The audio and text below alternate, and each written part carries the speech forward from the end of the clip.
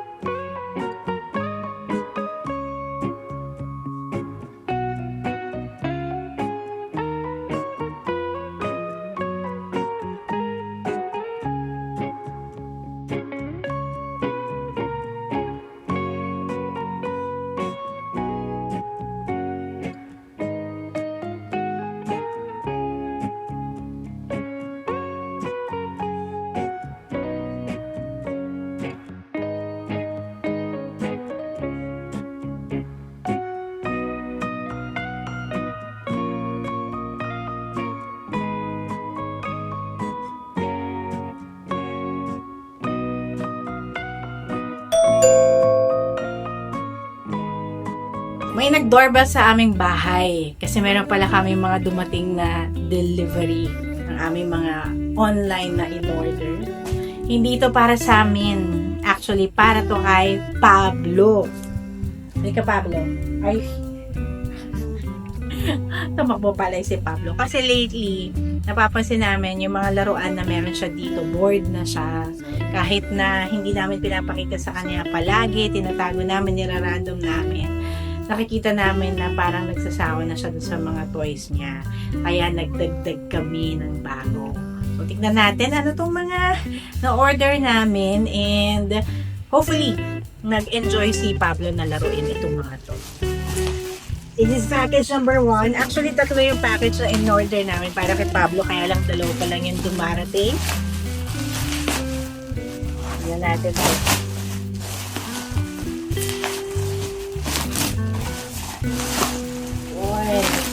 Package number 1. Parang Pasko na naman no? Magbukas tayo ng package.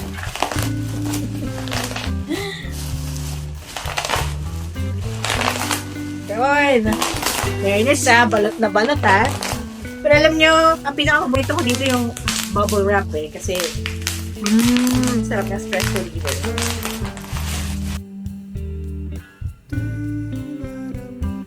Yun! Puzzle to puzzle. Ayun, may mga kasamang bola. Yun! So, i-assemble natin to. Maya-maya. Ngayon, tingnan natin ano magiging reaction ni Pablo dito. Okay. That is toy number 1. And the toy number 2. Wala na. Alam nyo, pag meron na kayong babies, kasama na dyan ng pets, wala na. Mamimili ka hindi na para sa sarili mo, para sa kanila na. And still, masaya pa rin naman. Pero parang may bola din sa loob. So, parang naawa si Mahal sa akin. Pinapanood niya ako habang ino-open. Siguro naawa siya. Parang kukuhanan niya ako ng gunting. Ito na nga. Maraming salamat. Ayan. Thank you, Mahal, sa ating gunting.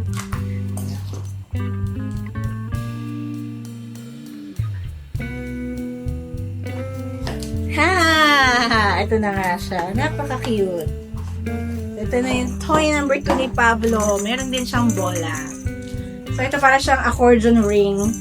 So, pwede mo siyang, actually, portable. Pwede mo siyang bitbitin. Buksan na natin to. Ito muna ang ipalaro natin kay Pablo habang binubuo ko yung isa niyang laruan. Yun, ang cute. Ay! Ayun, masaya na siya doon sa bola. Mamaya, pero ito, ganito itsura niya. So, accordion siya. Magnet, may magnet. Tapos, alam ko, yan, namumumo siyang ganyan. Diba? Cute. Iba-iba siya ng shape. Ayun, shape. Ayun. Ang cute no, diba? Ang dami niya pa. Yan. Ang galing no. Strong ng magnet niya. Hindi na babaklas. Ayan. Thank you, Pablo, for bringing the toy. So, lagay na natin dito. Ano kaya magiging reaction ni Pablo dito? Ano ko ba ilalagay yung ano niya? I think, oo. Okay. Dapat masira ako kasi made of paper lang siya. Dapat ilagay ko muna yung bola. So, dapat di siya nalaglag. Okay. Ang dagdag ko masyado. Napafascinate ako sa laruan ni Pablo. Ayan. I think I figured it out. Yes! So, ito na. Tingnan natin ang magiging reaction ni Pablo dito. Pablo! Pablo! Pablo!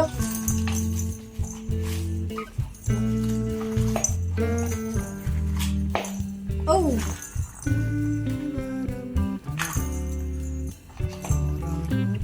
Pablo, oh. Hala! Hindi pinapansin ni Pablo yung kanyang toy. Buti na lang affordable to. Papansinin ka kaya ito eventually. Pablo!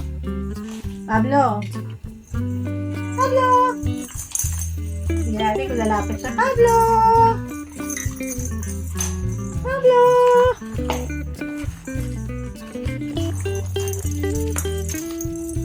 Ang galing, no? Actually, parang sa akin bumibenta yung produkto. Hindi kay Pablo. Pablo!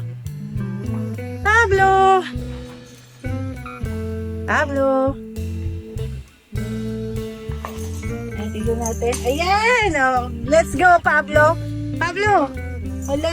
Natakot ka ba sa akin, Pabs? Pabs. Alam mo, masyado kong pina-force si Pablo eh. Hayaan ko siya na organically ay i-appreciate na yung kanyang laruan. Pabs, natin ko lalapit siya eventually. Yun! Ito na, nabuo na natin yung puzzle.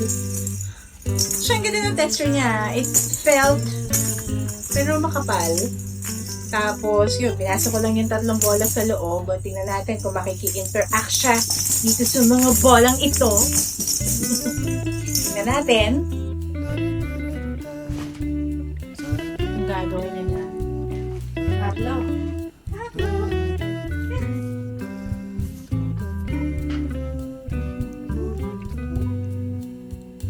Tingnan natin ang gagawin mo dito sa bola. Subo. Tingnan mo ito.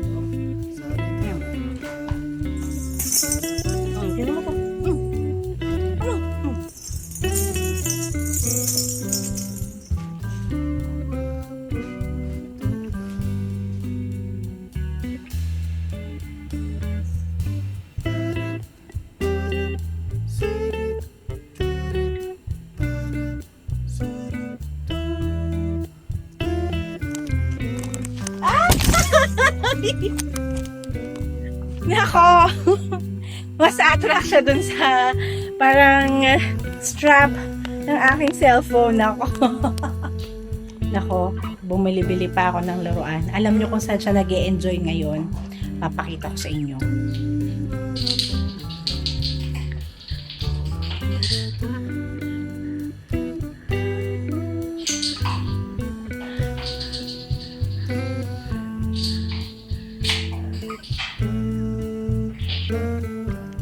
Dapat pala di na ako gumastos. Masaya na siya dito. Takip ng bote. Ayun, ako, inaabangan niya. Sige, go, Pab. So, ayun na.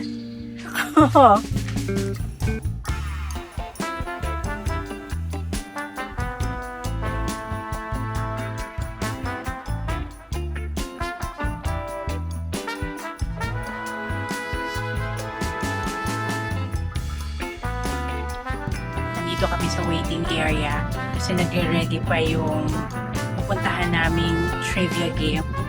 This is hosted by About Quiz. It's actually our first time nasasali sa isang trivia game. And we're curious paano ba ginagawa ito. And actually excited kami para ma-experience din dito.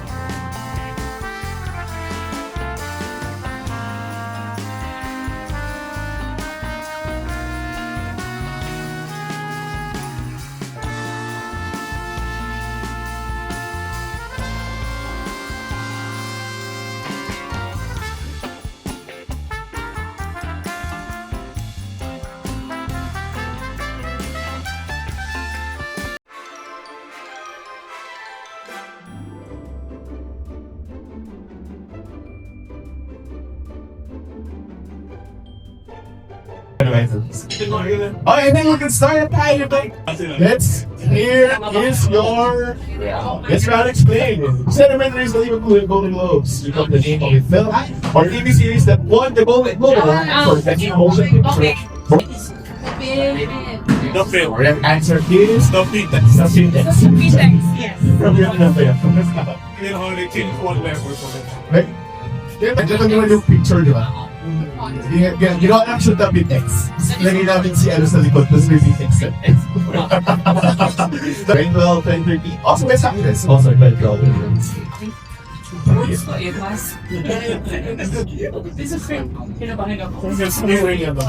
Two and one. Raise your board. Everybody says it's Homeland. The correct answer is Homeland. Previously in Homeland. The correct answer is Homeland. As a David, ano. Well, ay mo pinapanan mo? Already smash. Grabe! Persona ng So, congrats diba? If you have it, yes, it's all in Okay, next question. Correct answer is the Altos. The correct answer is the Sopranos. Nakauwi na kami ng bahay. Alam nyo, nag-enjoy ako ngayong gabi sa paglabas namin ni Jason at sa pagsali namin ng trivia night. First time naming ma-experience yung ganong competition. Masaya siya. And at the same time, it's also a humbling experience. Doon ko na-realize na ang dami kong hindi alam sa mundo. Kahit na basa ka ng basa o kaya ay nag-aral ka naman ng matagal na panahon, still, ang dami pa ring information sa mundo na hindi ko alam. No, itong pagsali namin sa trivia night, biglaan lang yan actually. Kanina ko lang siya niyaya, si Jason, and mabuti na lang at pinapatulan din ni Jason yung mga ganito kong pagyaya sa kanya, no? So ngayong gabi ay yun ang pinasyalan namin. Lately kasi, nahihilig akong manood ng mga trivia contest sa YouTube. And nai-experience ko yung joy sa panonood sa kanila. And naisip ko na, bakit hindi ko kaya subukang sumali? Bakit hindi ko kaya yayain si Jason na sumali dito? And mabuti na lang, habang nagsuscroll ako sa internet, no, ng mga activities within the metro, buti na lang ay meron pala na trivia night ngayong gabi. Kaya yun, agad na pinuntahan namin ni Jason. Alam nyo, nung nagsimula akong mag-vlog, parang in a way, I was pushed to live life more. Kasi syempre, hindi naman ako pwedeng magkukwento palagi sa inyo ng paulit-ulit din, no? Tungkol sa pagstay ko dito sa bahay, sa pagtatrabaho, sa pakikipag-interact, lalo na kay Pablo. Kasi syempre, no, magiging monotonous yung ating buhay. Sa pag-vlogging pala, talagang mapupush ka rin na ma-experience yung mga activities and mga events para din maikukwento ko rin sa inyo itong mga experience namin na ito. Ang katotohanan yan, no, matrabaho rin talaga ang vlogging. Bilang nagsisimula pa lang ako sa experience na ito, no, nakikita ko na matrabaho din talaga. No, ipinaplano mo siya sa pag-e-edit, sa pagsisiguro na maging hindi boring ang aking vlog para naman ay hindi kayo umalis at makakasama ko kayo. Pero with this, no, ay nagpapasalamat ako dahil lalo kong na-experience ang buhay. And mabuti na lamang at may nakikita kaming mga kahit papaano kayang pag-ipunan ng mga entrance fee, mga tickets, pamasahe. So, napupuntahan namin siya. And nagpapasalamat din ako talaga dahil ang aking asawa na si Jason ay game din sa ganito, no? Sinusuportahan niya rin yung pursuit ko sa mga ganito. Hindi siya KJ, basta hindi lang conflict sa kanyang schedule or dangerous yung gusto kong subukan, nag-aalala siya doon kasi na-experience niya or may nabalitaan siyang information about it, ay usually ay kasama ko si Jason dito. At ako, sigurado ako, kung hindi ko kasama si Jason dito sa trivia night, kung mag-isa lang ako nagpunta doon, hindi ako mag-enjoy. Kasi nakita ko din, no, na ang trivia night, masarap siyang laruin kasama ng iyong friends and family. Actually, ang tapang namin ni Jason doon. Kasi 3 grupo kami na sumali doon sa trivia night. So, About Quiz ang nag-host nitong game na ito. And kami lang ni Jason ang 2 sa grupo. Kasi maximum of 6 persons per team. Yung isang team ay 6 sila. Yung isa ay 4. Kami lang yung 2. Pero still, no, proud na proud kami. Kasi ang goal lang namin talaga ni Jason, lalo na at first time namin ma-experience ang trivia night, wag lang kaming ma-zero. May masagot kami na at least isang tanong. So, out of 60 questions na itinanong sa amin, plus bonus rounds, around 7, pero ika-count ko na lang ay yung 60 points. Out of those 60 points ay naka 24 points kami. So, hindi na masama. Actually, sa ranking, kulelat kami, but hindi naman yun nagmamatter sa amin. Ang pinaka nagmatter ay nag-enjoy kami. At alam nyo, parang with this experience, dahil nga na-realize ko, no, kung seryosohin, kung halimbawa ang pagsali sa trivia night, dapat talaga periodically nagbabasa ka about general information at least. So maraming categories dun sa competition kanina. Merong pagdating sa show business, science and technology, sa sports, sa geography, among others. So, it's good din na magkaroon ako ng pakonti-konting information para through time. Tignan natin. Babalik siguro ako sa trivia night. Hopefully, sasama uli sa akin si Jason.